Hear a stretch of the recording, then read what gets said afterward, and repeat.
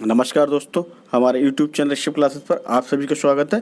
दोस्तों आज बात करेंगे UP triple S C PT की बात करेंगे, जो कि प्रैक्टिस सेट हम बन लेकर आए हैं, जिसमें इतिहास, आंदोलन, भूगोल, अर्थव्यवस्था, भारतीय संविधान, सामान्य विज्ञान, सामान्य जागरूकता के 50 प्रश्न हैं। दोस्तों हिंदी, इंग्लिश और रीजनिंग और अर्थमेटिक्स के प्रश्न दोस्तों अगले प्रैक्टिस सेट में लेके आएंगे। तो दोस्तों आगे बढ़ने से पहले हमारे चैनल को आप लोग सब्सक्राइब जरूर कर लीजिएगा, जिससे आपको लेटेस्ट वीडियो प्राप्त हो सकें। आइए देखते दोस्तों, बढ़ते हैं प्रश्नों की ओर। देखते हैं पहला प्रश्न, किस वर्ग में ईस्ट इंडिया कंपनी ने रणजीत सिंह के साथ अमृतसर की पहली संधि पर हस्ताक्षर किए? 1800, 1805, 1806, 1809। दोस्तों रणजीत सिंह के साथ जो अमृतसर की पहली संधि पर हस्ताक्षर किए थे वो 1809 में हुए थे। इसका डी ऑप्शन जो है वो राइट हो जाएगा। अगला देखते हैं, 1828 में ब्रह्म समाज की स्थापना निम्नलिखित में से किसके द्वारा की गई? राजा राम मोहन राय के द्वारा, स्वामी दयानंद सरस्वती के द्वारा, केशव चंद्र सेन या स्वामी विवेकानंद? तो दोस्तों ब्रह्म समाज की स्थापना जो है राजा राम मोहन के द्वारा की गई थी, तो ये ऑप्शन इसका राइट हो जाएगा। और दोस्तों ब्रह्म समाज की जो स्थापना है 20 अगस्त 1828 को राजा राम मोहन राय के द्वारा की गई थी। इनका उद्देश्य क्या था? सर्वधर्म स्वभाव था। और ब्रह्म समाज की स्थापना दोस्तों जो मुख्य उनका उद्देश्य था, तो हिंदू समाज से जो व्याप्त बुराइयां हैं, जैसे सती प्रथा है, बहुपति विवाह है, अस्पृश्यता है, वेश्यागमन है, जाति प्रथा आदि को समाप्त करना था। अगला देखते हैं, बम्बई, अब जो प्रेजेंट टाइम में इसका नाम है छत्रपति शिवाजी महाराज टर्मिनल, जो से थाने तक भारत में पहली ट्रेन यात्रा किस वर्ष चली थी?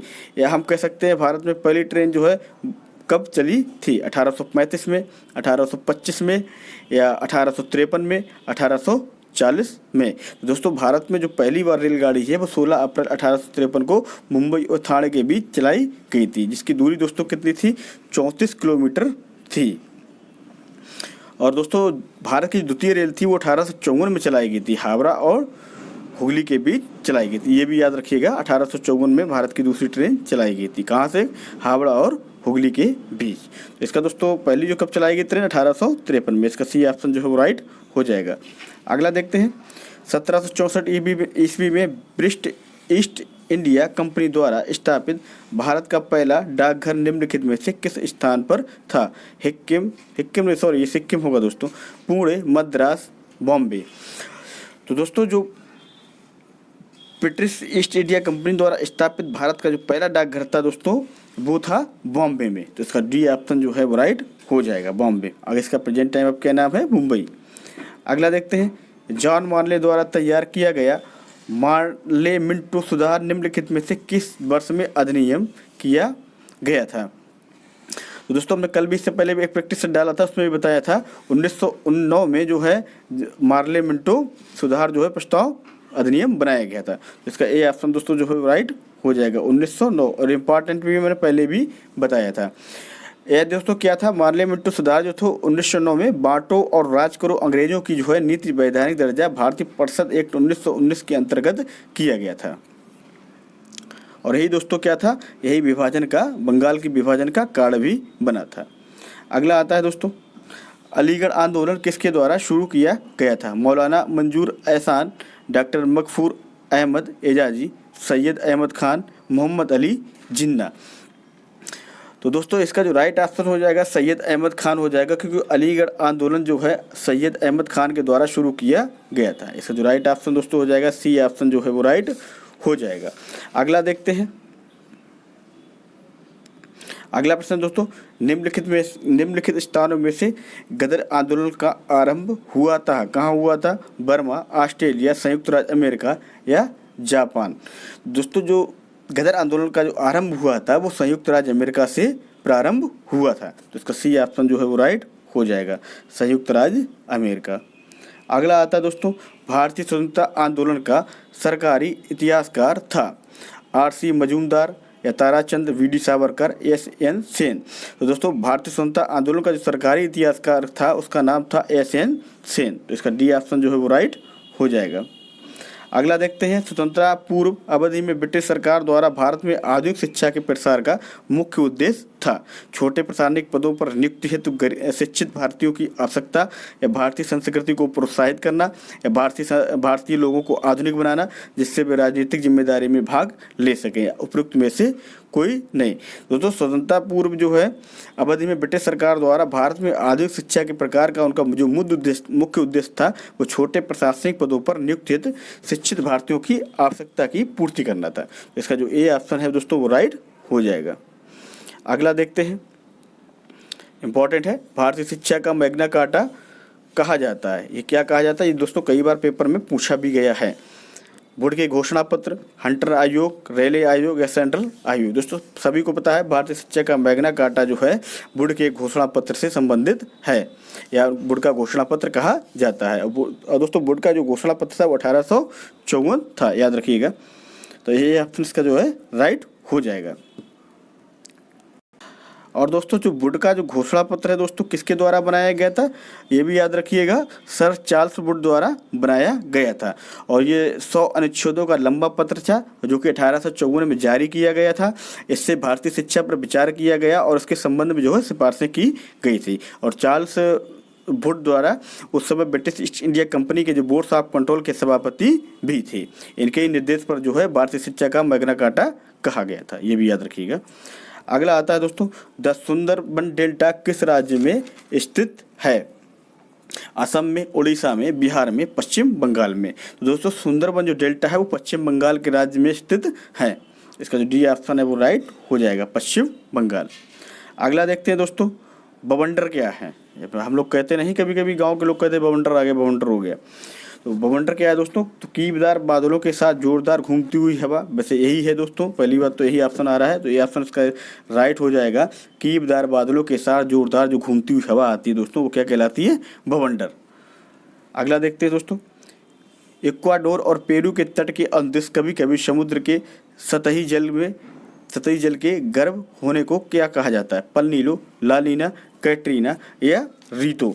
तो दोस्तों इक्वाडोर और पेरू के तट के अंदर जो कभी कभी समुद्र के जो है सतही जल के गर्म होने को कहा जाता है वो दोस्तों कहा जाता है ला नीना, सॉरी एल, यहाँ दोस्तों गलत है थोड़ा, पल नहीं, यहाँ एल था, यहाँ एल नीनो हो जाएगा, ये राइट ऑप्शन हो जाएगा। क्योंकि दोस्तों एल नीनो जो है एक भूमध्य रेखा के आसपास प्रशांत क्षेत्र में जो है घटना वो घटित होती है, इसलिए एल नीनो से कहा गया। लेकिन हमारी पृथ्वी के सभी जो जलवायु चक्र हैं इसके असर में हैं। लगभग 120 डिग्री पूर्व देशांतर के आसपास इंडोनेशियाई क्षेत्र से लेकर 80 डिग्री पश्चिमी देशांतर पर मैक्सिमो की खाड़ी और दक्षिणी अमेरिकी पेरू तट तक समूचा उर्ध क्षेत्रीय प्रशांत महासागर एल नीनो के प्रभाव क्षेत्र में आता है। इसलिए दोस्तों इसका ए ऑप्शन जो है वो राइट हो जाएगा। अगला आता है, द्वीप समूह का क्या तात्पर्य है? भूमि का टुकड़ा जो समुद्र को निकलता है, काफ़ी हद तक निकट द्वीपों का समूह है, या एक बड़ी भौगोलिक इकाई जो शेष महाद्वीपों से स्पष्टता अलग दिखाई देती है, या इनमें से कोई नहीं। तो दोस्तों द्वीप समूह का जो अर्थ है वो काफ़ी हद तक निकट द्वीपों का समूह है। इसका राइट ऑप्शन हो जाएगा, बी ऑप्शन राइट हो जाएगा। यहाँ पर दोस्तों द्वीप समूह लिखा हुआ है, द्वीप समूह का तात्पर्य क्या है? द्वीप से दोस्तों काफ़ी हद तक निकट द्वीपों का समूह होता है। अगला देखते हैं दोस्तों,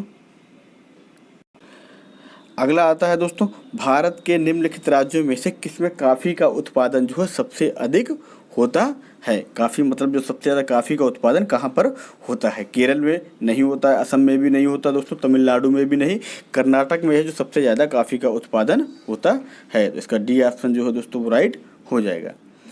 अगला आता है, इनमें से कौन सा बैंक और उनकी टैग लाइन के बीच एक असंगत मिलान है, मतलब गलत है? तो भारतीय State Bank a banker to every Indian दोस्तों ये इसकी टैगलाइन भी है। पंजाब नेशनल बैंक बढ़ती नाम का ज़िंदगी दोस्तों यही गलत है इसकी टैगलाइन। और Kotak Mahindra bank, latest bank, money simple दोस्तों इसकी भी टैगलाइन है। तो दोस्तों इसका जो बी ऑप्शन है वो गलत हो जाएगा। पंजाब नेशनल बैंक की जो बैंक है उसकी बढ़ती नाम का ज़िंदगी ये इसकी टैगलाइन नहीं है। तो दोस्तों इसकी जो पंजाब नेशनल बैंक की जो टैगलाइन है न्यू बैंक कैपन और ओपन है इसकी।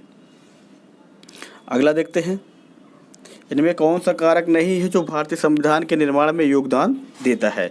औद्योगिक क्रांति, ब्रिटेन में संसदीय लोकतंत्र, या रूस में समाजवादी क्रांति, अमेरिका में अधिकारों का विधेयक। तो दोस्तों जो औद्योगिक क्रांति है तो ये वही कारक है जो भारतीय संविधान के निर्माण में योगदान देता है। तो इसका जो राइट ऑप्शन हो जाएगा औद्योगिक क्रांति।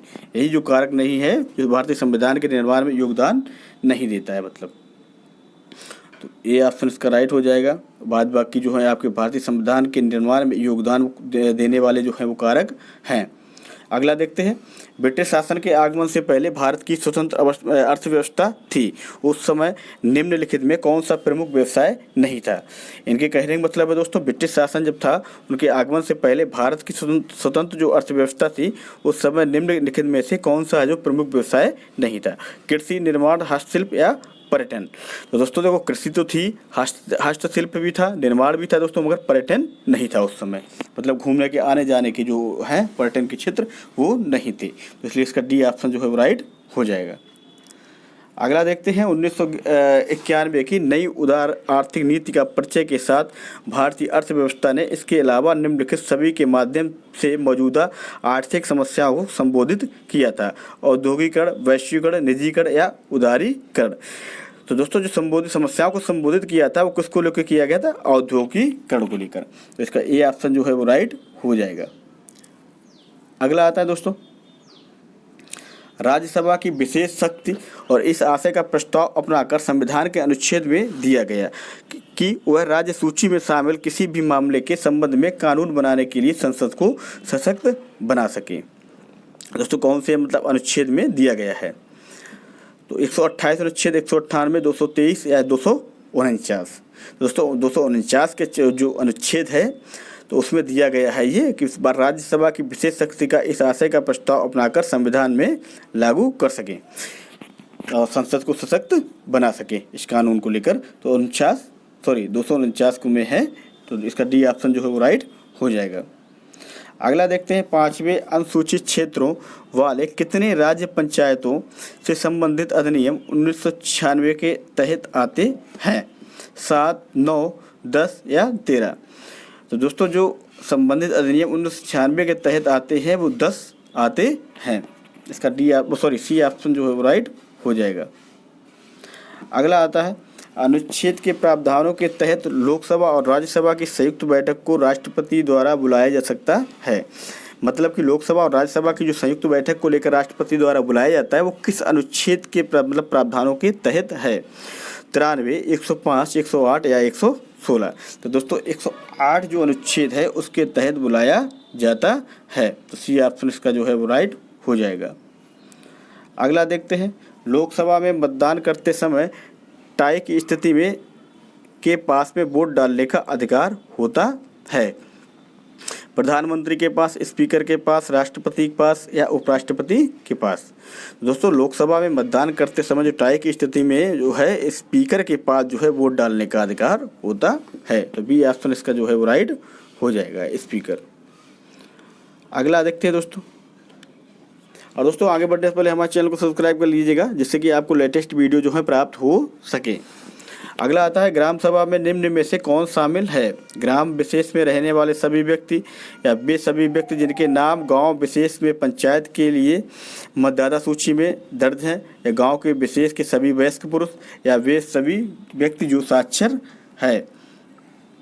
तो दोस्तों ग्राम सभा में कौन कौन शामिल होते हैं? वे सभी व्यक्ति जिनके नाम गांव विशेष में पंचायत के लिए मतदाता सूची में दर्ज हैं। तो इसका जो बी ऑप्शन है वो राइट हो जाएगा। अगला देखते हैं दोस्तों, ध्वनि प्रदूषण का कारक है कैंसर, अति तनाव, बहुत तेज बुखार या मधुमेह? दोस्तों ध्वनि प्रदूषण से क्या होता है? तनाव जो है ज़्यादा बढ़ जाता है। तो अति तनाव इसका बी ऑप्शन जो है राइट हो जाएगा। अगला देखते हैं, पॉलीदार स्टील की चम्मच की आंतरिक सतह इसकी जो है किस तरह कार्य करती है? अवतल दर्पण, अवतल लेंस, उत्तल दर्पण या समतल दर्पण? तो दोस्तों अवतल दर्पण की तरह जो है पॉलिशदार स्टील की चम्मच जो है आंतरिक सतह पर कार्य करती है। तो इसका ए ऑप्शन जो है वो राइट हो जाएगा। अगला आता है दोस्तों, कैल्शियम नाइट्रेट और पोटेशियम डाइक्रोमेट के लिए सही रासायनिक सूत्र क्रमशः है?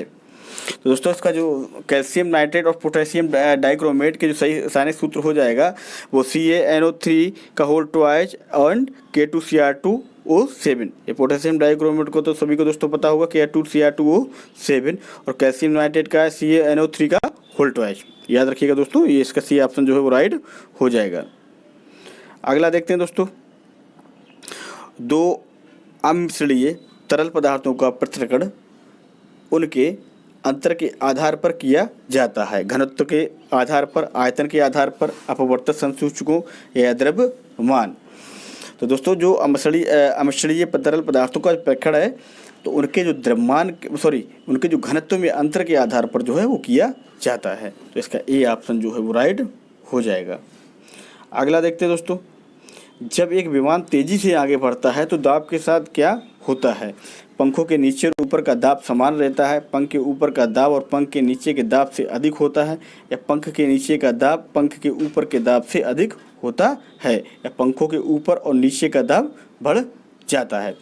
तो दोस्तों जब विमान तेजी से आगे बढ़ता है तो दाब उसके साथ क्या होता है? पंख के नीचे का जो दाब है पंख के ऊपर के दाब से अधिक हो जाता है, इसलिए इसका सी ऑप्शन जो है वो राइट हो जाएगा। अगला देखते हैं दोस्तों, my country my life very very important, हमें पहले बता भी चुके हैं। मैंने एक वीडियो बनाया था जिसमें लिखा था पुस्तकें, मैं चर्चित पुस्तकें लिखी थी, वो बहुत इंपॉर्टेंट थी दोस्तों। कोई प्रतियोगी परीक्षा हो आपको वहाँ से जरूर मिलेगी। तो दोस्तों इसमें भी वही आई है, माई कंट्री माई लाइफ किसकी आत्मकथा है? ये दोस्तों किसकी है? सीधा मैं बता दें डायरेक्ट, लाल कृष्ण अडवाणी की, याद रखिएगा, लाल कृष्ण अडवाणी की। अगला आता है दशई का सबसे भव्य त्यौहार है, भूटान का है, नेपाल का है, श्रीलंका का, या बांग्लादेश का? तो दोस्तों दशईं जो है वो नेपाल का सबसे भव्य त्यौहार मनाया जाता है, तो इसका बी ऑप्शन जो है वो राइट हो जाएगा। अगला आता है डॉल्फिन किक शब्द किस खेल से संबंधित है? रग्बी, तैराकी, क्रिकेट या फुटबॉल? तो दोस्तों डॉल्फिन जो किक है वो तैराकी मतलब तैरते समय जो है वो गेम में उसका उपयोग होता है। जो किक मारी जाती है या स्टार्ट करते हैं तैरने के लिए वो तैराकी शब्द से ही संबंधित है डॉल्फिन किक का, तो इसका जो बी ऑप्शन है वो राइट हो जाएगा। अगला देखते हैं, वार्षिक इंटरनेशनल हैप्पी डेज के रूप में स्थापित किया गया है, तो कब किया गया है इंटरनेशनल हैप्पीनेस डे? 20 मार्च, 31 मार्च, 15 जनवरी, 23 फरवरी? तो दोस्तों याद रखिएगा 20 मार्च को जो है वार्षिक इंटरनेशनल हैप्पीनेस डे जो है रूप में स्थापित किया गया है, तो इसका ए ऑप्शन जो है वो राइट हो जाएगा। अगला आता है, निम्नलिखित में से किस भारतीय राज्य से निसी जनजाति का संबंध है? जो निसी जनजाति है दोस्तों भारत के किस राज्य में पाई जाती है? तमिलनाडु, अरुणाचल प्रदेश, बिहार या छत्तीसगढ़? तो दोस्तों जो निसी जनजाति है वो अरुणाचल प्रदेश में पाई जाती है, तो इसका बी ऑप्शन जो है वो राइट हो जाएगा। अगला देखते हैं, India Shastra reflections on the nation in our time पुस्तक के लेखक हैं? शशि थरूर, APJ अब्दुल कलाम, मनमोहन सिंह या नरेंद्र मोदी? तो दोस्तों हमने पहले भी इससे पहले हमने बता चुका हूँ, वीडियो डाल चुका हूँ, उसमें है ये भी पुस्तक।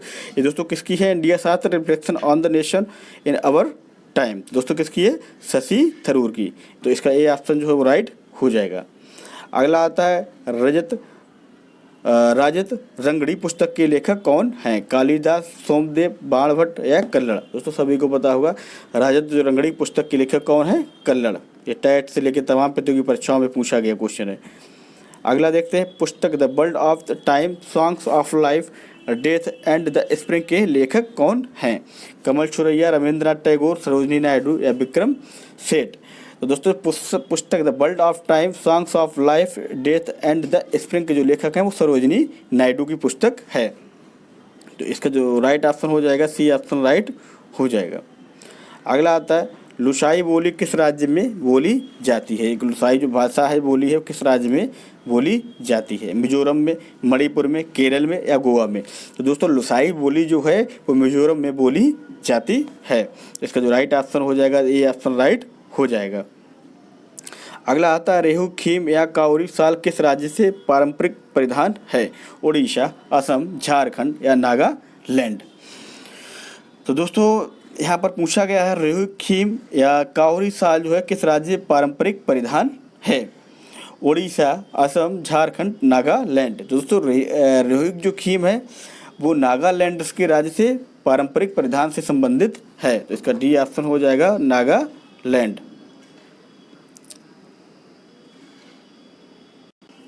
तो दोस्तों इसका राइट ऑप्शन डी था नागालैंड। ये दोस्तों रेहुंखीम क्या है, ये एक जनजाति के तौर पर वहाँ पर पाई जाती है जो कुछ भाषाओं से लेकर संबंधित है, याद रखिएगा। अगला देखते हैं, आरबीआई ने हाल ही में जुर्माना वसूली और संगत गतिविधियों समेत विभिन्न दिशा निर्देशों के उल्लंघन को लेकर किस पर 2.5 करोड़ रुपए का जुर्माना लगाया है? Waris finance limited, Shriram finance limited या बजाज फाइनेंस लिमिटेड या भारतीय स्टेट बैंक।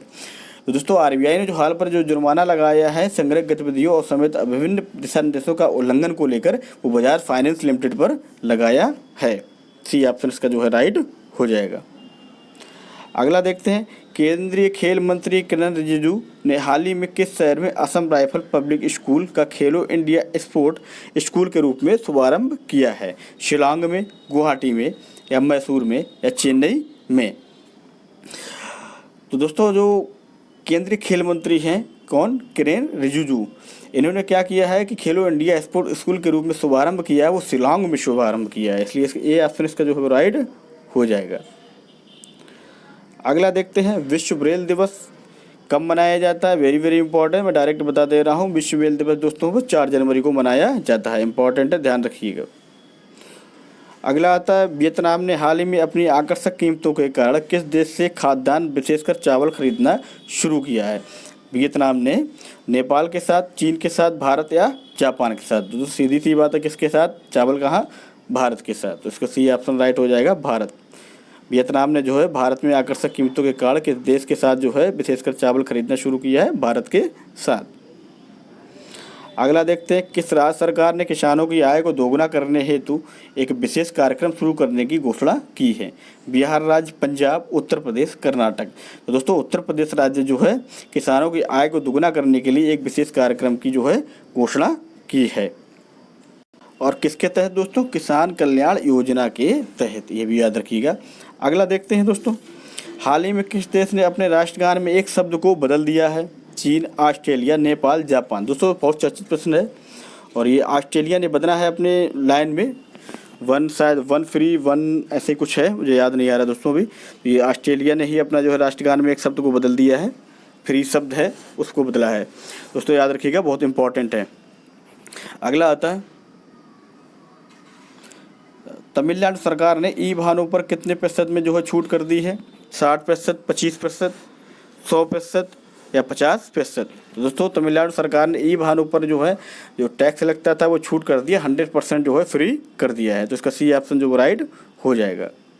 अगला देखते हैं दोस्तों, इंपॉर्टेंट है, हाल ही में न्यूजीलैंड क्रिकेट टीम का नया बल्लेबाजी कोच किसे नियुक्त किया गया है? ल्यूक रॉन्की, वेडन मैकुलम, मिशेल सेटनर या कॉलिन मुर्रू? तो दोस्तों ल्यूक जो रॉन्की है वो न्यूजीलैंड के हाल ही में जो है कोच बनाए गए हैं बल्लेबाजी के, ये ऑप्शन इसका जो है राइट हो जाएगा। अगला देखते हैं, हाल ही में किस देश ने गिलगिट बाल्टिस्तान को प्रांतीय दर्जा देने के लिए पाकिस्तान के फैसलों को खारिज कर दिया है? नेपाल ने, चीन ने, बांग्लादेश ने या भारत ने? दोस्तों भारत ने वो खारिज कर दिया है, तो डी ऑप्शन इसका जो है राइट हो जाएगा। अगला देखते हैं, भारतीय रेलवे ने हाल ही में किस अभियान की शुरुआत की है जिससे ट्रेन में जो है अकेली महिला को यात्रा के दौरान पूर्ण सुरक्षा एवं हर संभव सहायता प्रदान करने को संकल्प लिया है? किस जो अभियान चलाया गया है, वेरी वेरी इंपॉर्टेंट है, मेरी सहेली मेरी हिम्मत प्रतिज्ञा या मेरा देश? तो दोस्तों मेरी सहेली अभियान के तहत जो है ट्रेनों में महिलाएं जो यात्रा करती हैं उनको पूर्ण सुरक्षा की जिम्मेदारी का दायित्व प्रदान करेंगी, तो मेरी सहेली अभियान के तहत इसका ए ऑप्शन जो है राइट हो जाएगा। दोस्तों ये तो था आपका फर्स्ट आज पार्ट, जिसमें इतिहास, आंदोलन, भूगोल, अर्थव्यवस्था, भारतीय संविधान, सामान्य विज्ञान, सामान्य जागरूकता के 50% करा दिए दोस्तों। अगले टेस्ट में दोस्तों इंग्लिश के अलग से आपको मिलेंगे और मैथ के दोस्तों अलग से और हिंदी के आपके अलग से कराएंगे दोस्तों। तो दोस्तों हमारा वीडियो आज का कैसा लगा आप हमें कमेंट बॉक्स के माध्यम से ज़रूर बताइएगा दोस्तों, और हमारे चैनल को दोस्तों सब्सक्राइब भी जरूर कर लीजिएगा जिससे आपको लेटेस्ट वीडियो प्राप्त हो सकें। तो दोस्तों आज के लिए इतना ही, धन्यवाद।